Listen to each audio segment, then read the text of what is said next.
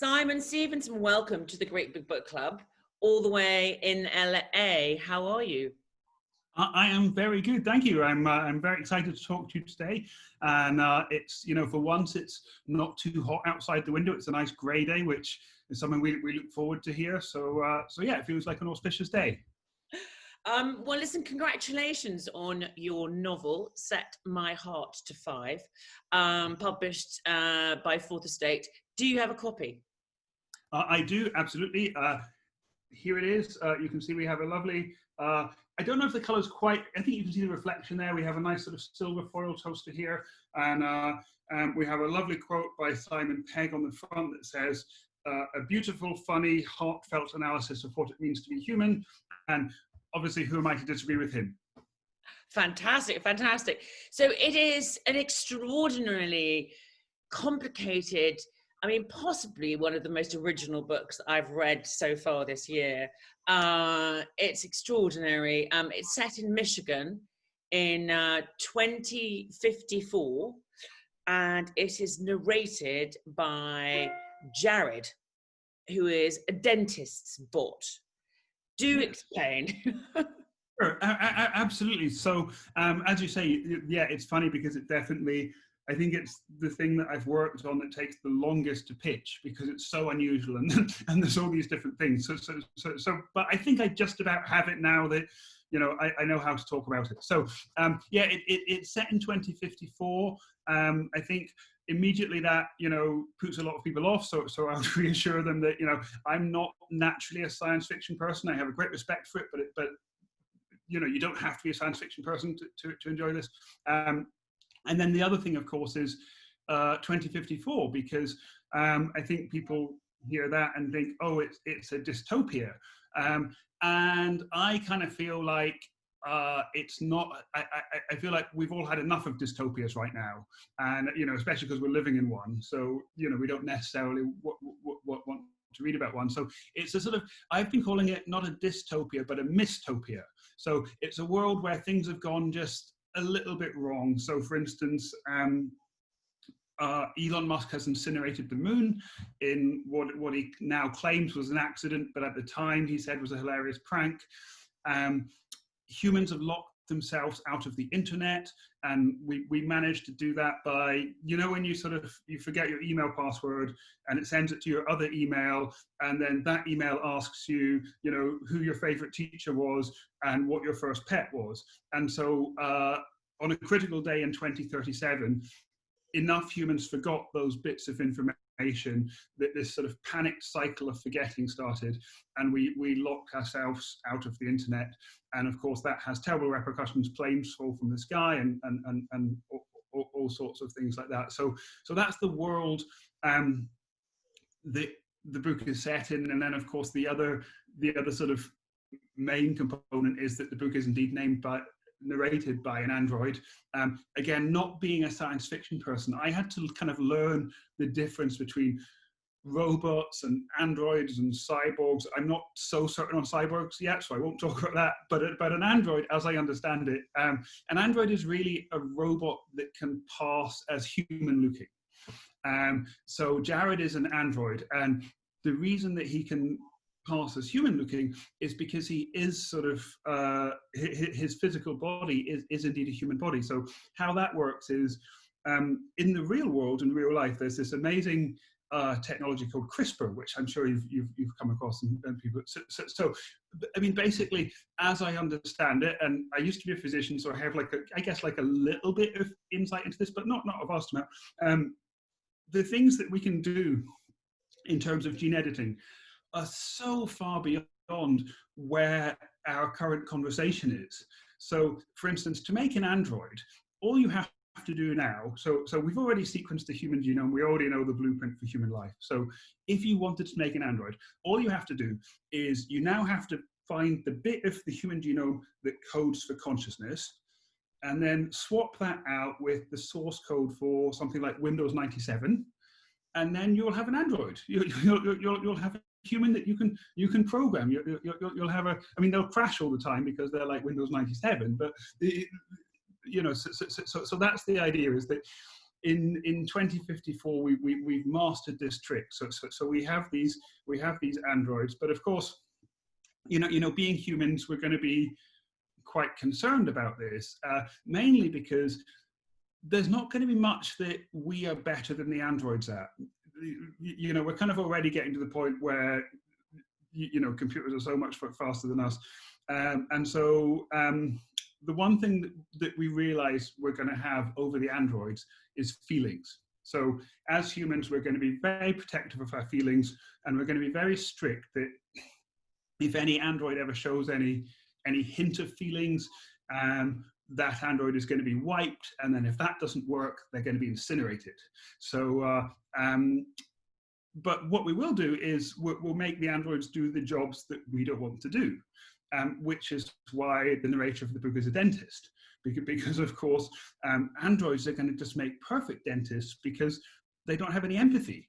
So they'll be able to take your tooth out, and if you're complaining, that doesn't matter to an android. They're getting that tooth out, regardless. So Jared's an android dentist living this kind of very ordinary life that he's programmed to do in this very ordinary, very pleasant but very ordinary college town in the Midwest, which is Ypsilanti in Michigan. And his life there is one of quiet routine, but something happens, and what happens is he begins to feel things. And of course he's an android, so he's not supposed to feel things, and he goes to see his he shares a building with a human doctor. Doctors are still humans in 2054 because they need empathy in a way that dentists don't. So he goes to see his friend that he shares the practice with, and the friend says, I think you're feeling things. Let's do an experiment. And the android says, brilliant. I love experiments because they're science and I like science. And the doctor says, well, the experiment is we need you to go and see a movie because this is a good way to tell whether you can feel or not. And of course, the android says, but it's 2054. All the movies are just these 5-hour-long Marvel extravaganzas about killer robots. And I don't want to go and watch a movie about a killer robot because as a robot myself, I'm not really into that. And so the doctor says, no, there's these other movies. There's these small little cinemas, and they show old movies from the past because most of the media didn't survive the forgetting of the passwords, right? Because most of our media is stored digitally. So kind of the only things that survived were old movies that were made and stored on film.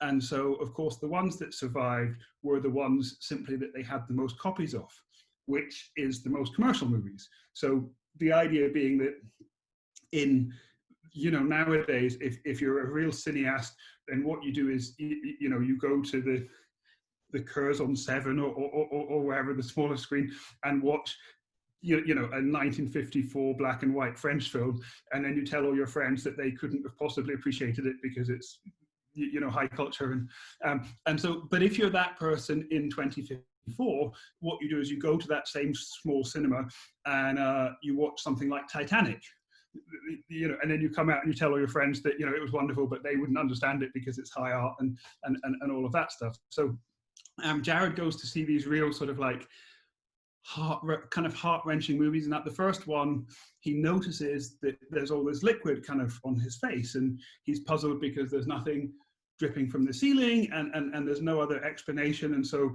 he realizes that these are tears and there's about 27 milliliters of them, and he decides that the only explanation is they must have cleaned the theater with some very powerful solvent that's kind of irritated his eyes. So of course he goes back to the doctor, and the doctor says, no, that movie I sent you to see, that was a tearjerker and you were crying. And so this kind of begins for Jared just a real sort of adventure of learning to feel and kind of learning to recognize what different emotions are, and he has great fun with, actually a lot of the negative emotions turn out to be the ones that he finds most thrilling. So, the wonderful German word of Schadenfreude, as he sort of becomes more and more human, he's sort of, wow, what is this emotion? This is a really wonderful one. And so, but of course, as I mentioned, androids aren't really allowed to feel. So, the authorities, start to come for Jared, and he realizes then that his only hope of survival is to make the world understand that, if androids like him could feel, that wouldn't be a terrible thing. And so being an android, he has Hollywood, doesn't he? He goes to Hollywood, doesn't he, to try and write a screenplay. That's exactly it. Yeah. About androids who feel, in order for the human beings to understand that androids who feel are also marvelous. That's exactly it. I mean, he's partly inspired by the movie Blade Runner. He sees the movie Blade Runner and he says, "Wow, this is the best movie I've ever seen." And that scene at the end with the android, if we could just get all humans to see this movie, then maybe they would let androids like me feel. And of course, his friend says, "Well, all humans already saw that movie, and we still, we and." He says, "But I don't understand it. It was so moving. How can you watch that and not think androids should be allowed to feel?" And his friend says, "Well, the thing is, they made that movie before we had androids. So, people watch that movie and they don't think, whoa, androids are so sensitive. They think, oh, aren't the humans that made this film so sensitive that they can even make an android?" So then with his sort of fuzzy logic, he decides, I know what I'll do. If I then, therefore, I think that there's a lot of sort of that kind of, binary thinking that in the android, if this, therefore that, which of course, as humans, we know the world is infinitely more complex and has nuance, and as an android, I think they don't realize that.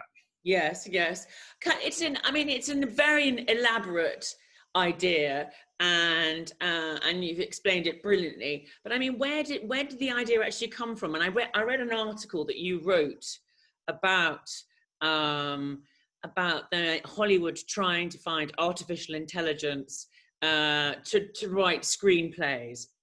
Yeah. Was that the gem of the idea, or was that piece that you wrote after the fact? Yeah, no, I mean, there was kind of two bits to it. I mean, I would say that, like, I definitely know that when I talk about it, it sounds fiendishly complicated, and hopefully when you read it, it's a bit plainer sailing.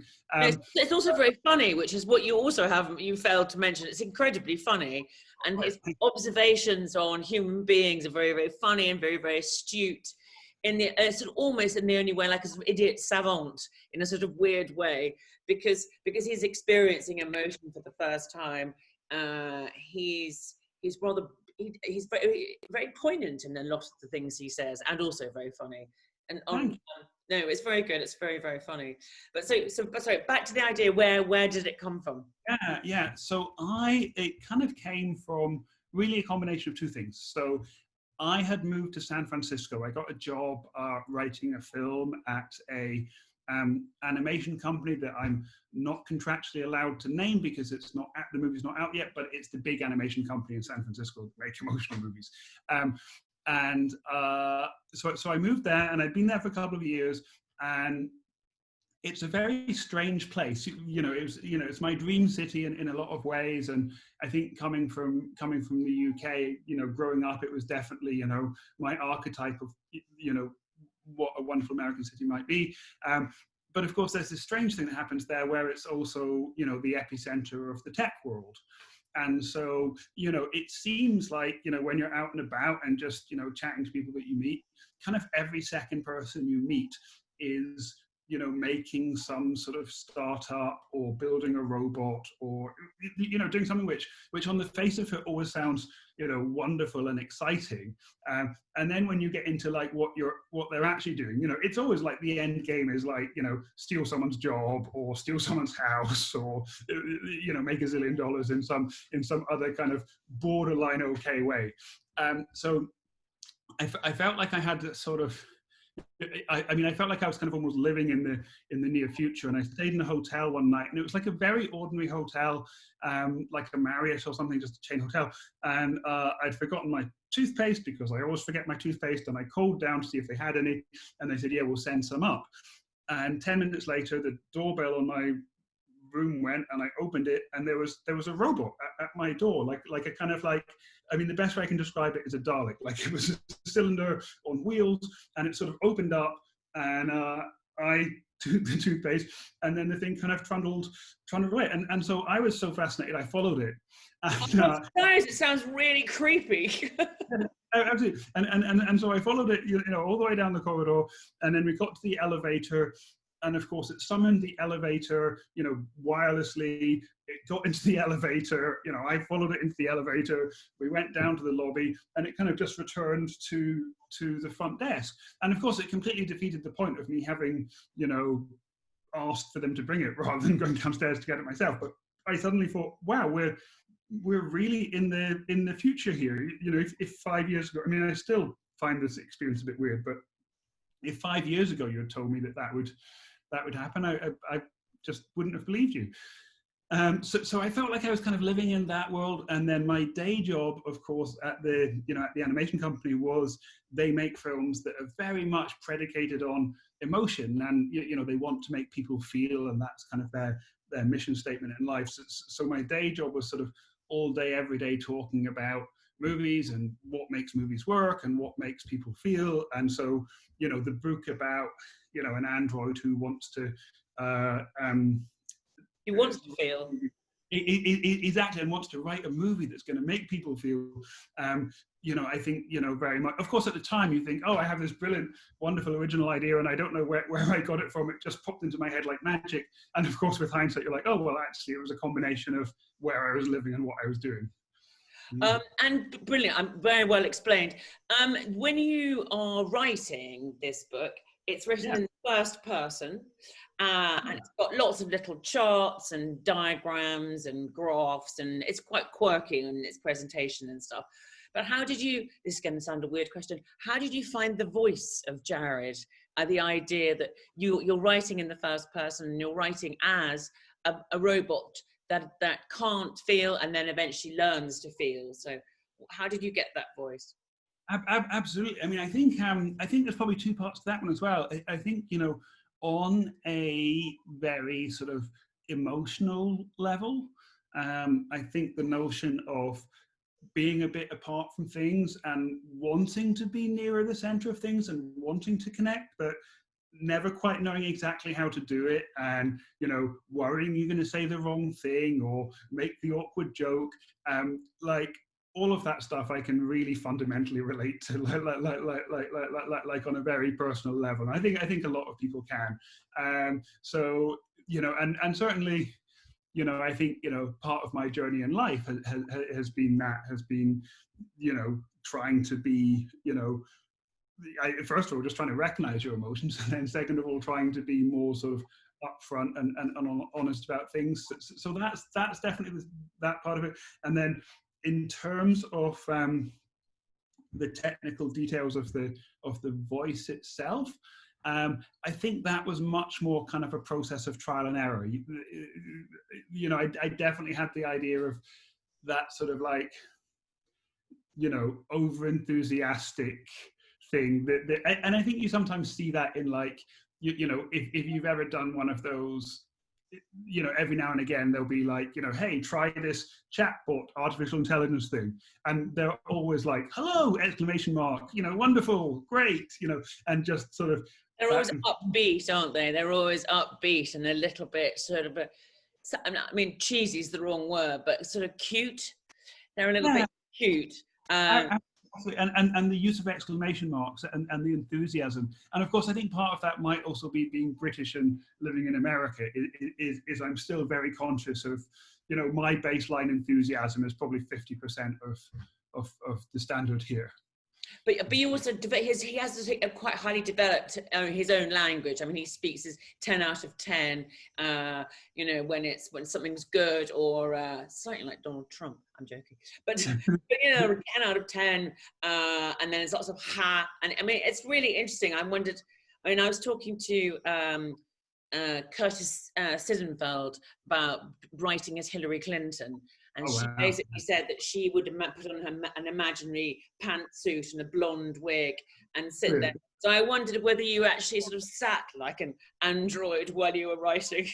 That's a fascinating question. I mean, I don't think I did, but I mean, I do feel, you know, an awful lot of affinity with the character, and you know, it may be that I'm essentially an android going about my day-to-day life anyway. So, yeah, perhaps I didn't need to need to make that leap because it was already there. The next one where I'm not writing about an android will probably be a bigger challenge. Yeah, well, I mean, you did this. This isn't your first book, is it? You wrote a book a few years ago called "Let Not the Waves of the Sea." Was that non-fiction? Yeah, so that was a memoir. So I lost my brother in the Indian Ocean tsunami in 2004, and I wrote a memoir about that, and it was kind of you know, it's one of those sort of, you know, big sprawling memoirs that's, you know, about one thing, but is in fact about everything, you know. So I spent a lot of time in Thailand afterwards, and it's about Was Thailand. was he younger than you? He was a year older, so I was 26 and he was 27, Oh, and it was him and his girlfriend both. And yeah, I mean, with hindsight, I think it was funny. I mean, I tried not to write about it for quite a long time, but I was working as a TV writer at the time, and you know, everyone was sort of expecting these gentle comedies from me, and instead I kept, you know, everything I pitched had, you know, someone dying in it, or you know, sibling loss or something. And of course, at some point, someone said, "Why don't you, you know, write about this?" And so I started setting it down, really just, I think, almost like it's like a creative exorcism, right? I just wanted to get this stuff out. And then, you know, of course, you know, it came pouring out, and you know, it became a book. And you know, I'm really glad I did it, because, you know, I think, you know, just as a record of, you know, him, like there's, you know, there's an awful lot of shared memories in there, and you know, occasionally someone will tell me they've read it and they'll mention something, and it'll be something I've, you know, almost forgotten, you know, and I'll be like, wow, that's great. but it did incredibly well. I mean, it was on Book of the Week, and it won the Scottish Yeah, memoir or first book award. yeah. I mean, that must have been quite lovely to have got such a good reception from something that was clearly quite heartfelt and quite difficult to do. Oh yeah, no, I mean, it was absolutely wonderful and super gratifying. I mean, I think, you know, the truth is that, you know, if you write a book about, you know, losing your loved one in that circumstance, I don't think people can be too mean about it. But obviously, you know, to be, you know, to win a prize and be on the radio and stuff was all absolutely lovely. And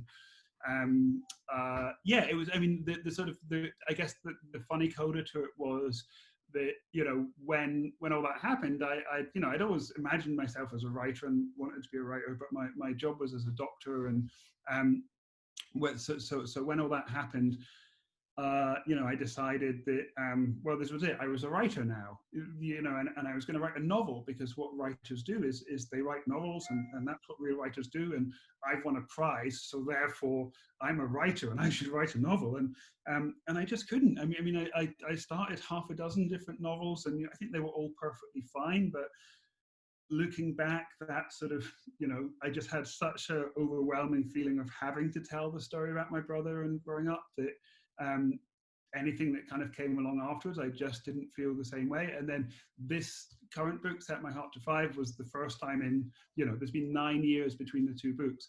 And when I sort of had this idea, that was the first time in all that time when I was able to say, yeah, this is the novel, this is the one I'm going to write. And so, yeah, I guess patience. You know, people always say patience.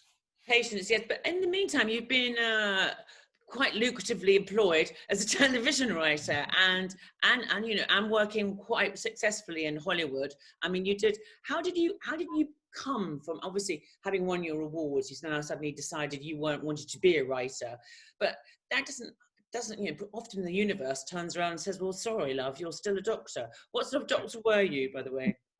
Absolutely. So when I left medicine, I was a children's doctor. I was a pediatrician. I had. I mean, it's just to go back. I mean, I had always kind of flitted a bit between medicine and writing, kind of before then. So I'd done a fair bit of screenwriting, and then the book came out, and that was when I finally left medicine to write my novels, which didn't happen. But what did happen was Frisco. That was Frisco. yeah, Was that something? that's exactly right. Yes. So I wrote a screenplay which was about a depressed pediatrician who hated his job and desperately needed a change.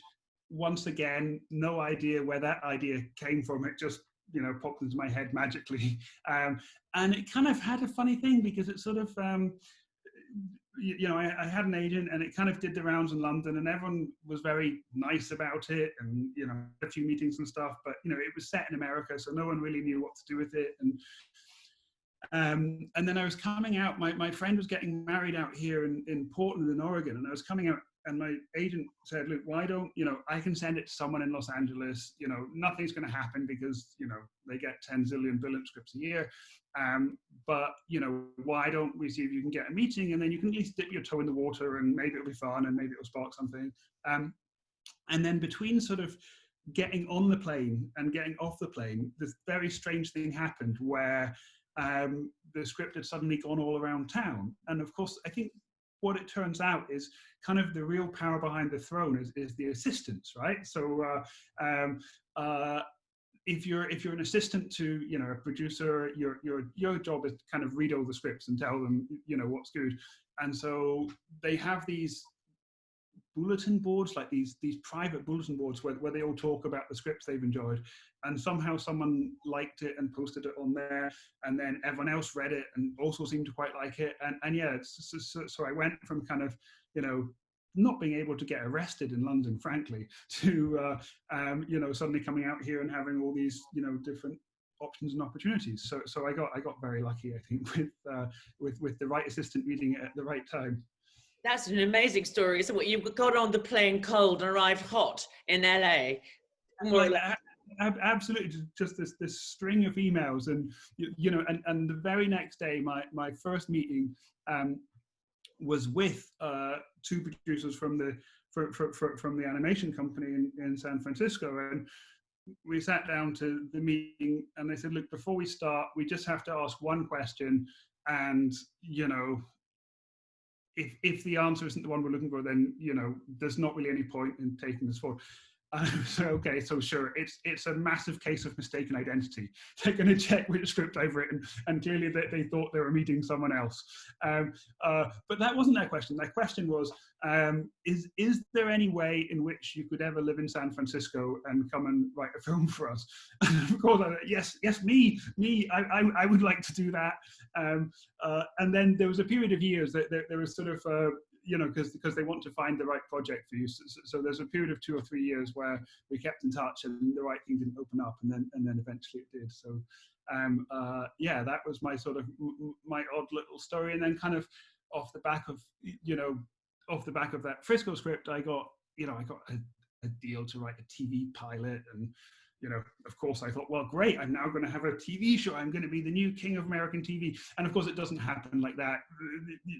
I think there's an awful lot of British writers that have, probably had a pilot deal out here and, had a sort of similar experience to me, that like, it's all brilliant and it's all going to be the great big hit. And then, suddenly it's not. Absolutely, yes. I mean, it's a fickle world, isn't it? I mean, why did you still think you wanted to write a novel when you had a very successful film and TV career already going? What is the allure of the novel? The idea, I mean, did you enjoy writing it more than because a lot of writing in America is in a room, isn't it, with lots of other different writers, and you have to fight for your corner, and it's quite cutthroat. I wondered whether the allure of the novel was still always like the monkey on your back. I've got to do this. Absolutely. I mean, I'm a big reader. I love reading, and I think nothing. Movies are wonderful, and I'll always love them. But I don't know if much beats actually being able to really immerse yourself in a novel. And then of course, as a writer, it's not sort of talked about so much, but the job of a screenwriter really is, particularly on movies and on the kind of bigger kind of movies, is you're there as like kind of a tradesperson, right? It's a craft, and it's like, if you're a house builder and your client says, well, your plans look fine, but I want a monstrous, outbuilding over here, then, particularly on the bigger movies, your job is to say, okay, here's your monstrous outbuilding, and so I think, the freedom that you have when you write a novel, and obviously the catch is maybe no one wants to publish it, but it was just a real joy to be kind of, following my own instincts rather than necessarily someone else's. Yeah, exactly. And I also, yeah, it's not edited or left on the cutting room floor, or any of your favorite lines end up sort of being changed by somebody at the last minute, or any of the things that you've babysat, your wonderful ideas that you've loved all the way through for 6 months, and suddenly someone goes, no, let's have the red, actually. Get rid of that, we'll have the red. Exactly. And I do enjoy, like, a lot of screenwriting is collaborating with directors, and at its best that can be an incredible experience, because two heads are often better than one, and I love that sort of creative collaboration. The truth is, as a screenwriter, you're going to get that maybe 50% of the time, and the other 50% of directors, that's not necessarily how they work. Yeah, and then it's kind of funny because I think being a screenwriter definitely beats out sort of any possessiveness about the work, and you can fairly sort of, you can get to a place when you've been doing it long enough that it is sort of abstract, and you can kind of view it like that. But yeah, there's something very special about holding your book in your hand and feeling that you made this. Yeah, and also, but Set My Heart to 5 has been optioned, I hear. Yeah. Yes, and you will have a director on board already, Edgar Wright, who's brilliant. And are you going to adapt it? Because that must be the most terrible thing to have to do, to adapt your own novel. Yeah, so that's all exactly right. We got lucky there that Edgar enjoyed the book and wanted to adapt it. So as you know, of course, I'm always sort of very cautious, because there's such a vast different distance between page and screen, and a lot can happen when there isn't a pandemic. But of course now, who knows? But yeah, that like the rest of the world, I've always been Edgar's huge fan, and so what a thrill that he's interested. And yeah, I've been writing the screenplay, and that's it's been really nice. And actually, it's sort of funny, because I really don't feel any possessiveness about that. Like because I think partly because the book is done and it's out in the world, and that's my version of it, and that's that's what I wanted to say. And now I'm kind of super excited to see what Edgar does with it, right? So I'm thrilled to be part of that process. But equally, I'm definitely not sort of saying, oh no, this is what he says in the book, and therefore because I completely get that they're different beasts, But it's quite nice when you've done a project that you love so much, that you get 2 bites of the cherry. The idea that it's actually not gone, because I presume you've been living with Jared in your head for quite a long time, and sometimes it can be quite sort of sad to let a project go, and you feel a bit bereft at the end of it. Yeah, absolutely. I definitely I think by its nature, the publishing process is often a bit anticlimactic. I'm just going by this book and the previous book, that because there's so much work and it's years of your life, and then you go to a bookstore and have some white wine with your friends and family, and actually you don't even do that at the moment, and there's a week or two of exciting press, and then you kind of you have to wait and see. There's that old quote about, I think it's about poetry, and it's that publishing a book of poems is like, it's like dropping a handful of rose petals into the Grand Canyon and expecting to hear an echo. You know, so I think, you know, you can definitely have that feeling sometimes, and then so, you know, the idea that, you know, it's not all done and there's something else on the horizon is a really nice one, you know. Yeah. I know, it's lovely, it's lovely. And the killer question, are you doing another one? I am trying to, yeah. I think it will be very different. I think I'm trying to, I'm definitely trying to not leave it 9 years between the two of them, because a lot of it, when we sort of took the manuscript out for this one, there was a lot of, you know, wow, what took you? You know, we were waiting for the knot, and I was like, well, I did try. You know, I very much tried. Yeah, I think the next one, you know, will be very different. So obviously, you know, the previous one was a memoir, and it was, you know, pretty emotional stuff, and then this one's obviously supposed to be a more fun and hopefully uplifting read. And I think, you know, writers I love people like Ishiguro, and they just, you know, every book is just is so different, and I think that's kind of, you know, so I've got a couple of ideas. I'm, you know, starting to sort of work them up, but it's kind of, it's slightly difficult because I do have this day job of, you know, running around town hawking my wares as a screenwriter, and, you know, if you're not sort of, you know, sitting in front of everyone every few months, then, you know, they kind of forget you. It's a brutal town. So there's sort of the time thing, and also I'm not quite sure, because obviously the book's a bit of a Hollywood satire, and I'm a bit nervous. That, yes. as to, you know whether this will help or hinder me in my quest. Well, listen, Simon Stephenson, thank you so much. It's an absolute joy to talk to you. Good luck with Set My Heart to 5. It's a wonderful book, really interesting, sort of magic, brilliant, different. I mean, it's certainly the most sort of extraordinary book that I've read this year so far. So huge congratulations to you. Wow, well, thank you very much, Imogen. That's really kind of you, and it's been really fun to talk to you.